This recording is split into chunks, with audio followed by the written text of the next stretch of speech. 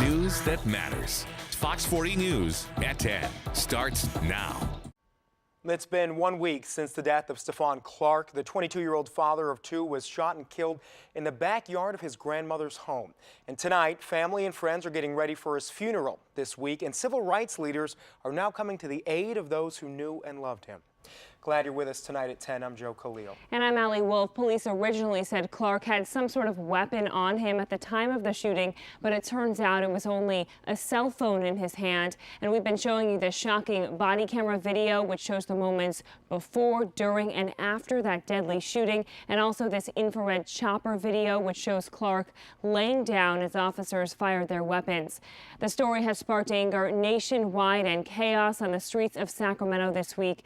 And while there were no protests today in Sacramento, the Stephon Clark case is not going away anytime soon. Clark's family and their attorneys will be holding a press conference tomorrow morning here in Sacramento. And Fox 40's Doug Johnson's live for us in our newsroom tonight with a preview of what we can expect tomorrow. Hi, Doug. Hey, Joe and Allie. We understand that press conference will be in front of the federal courthouse at 10 a.m. and that location could be significant to their case.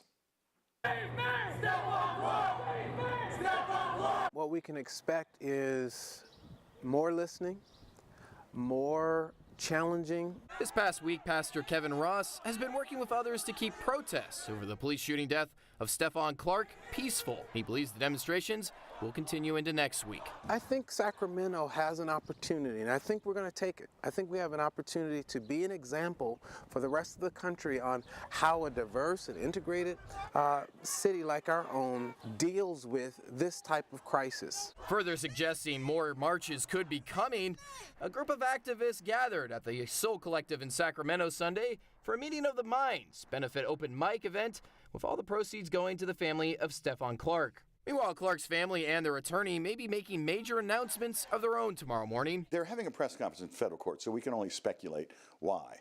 But if they're having the press conference there, it might mean they're announcing the filing of a lawsuit there. Attorney Mark Reichel says the Clark family has retained Benjamin Crump, who has handled several recent high-profile officer-involved shooting cases. You know, he's had Trayvon Martin, he's had the Tamir Rice case, and a couple others, the Michael Brown case.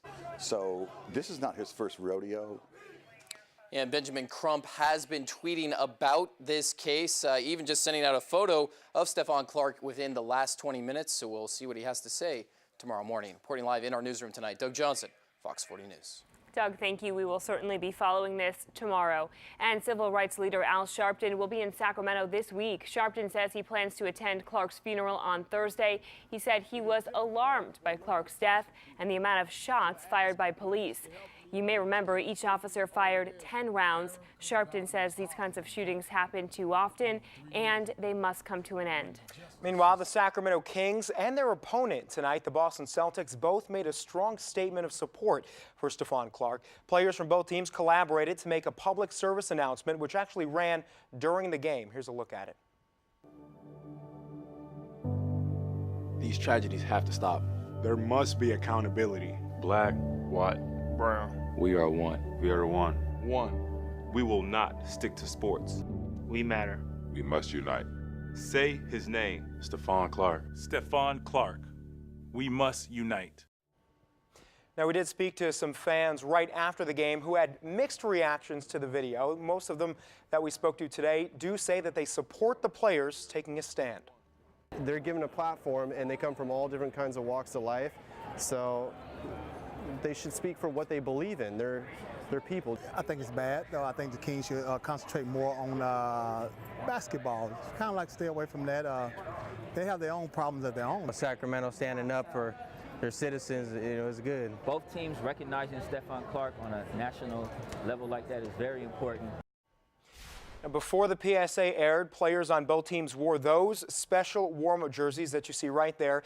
They had Stephon Clark's name on the back and the message, "Accountability, we are one," across the chest. And we're going to continue to follow this story as it develops. So for all of the latest updates and most up-to-date information, you can download our free Fox 40 app and search Stephon Clark.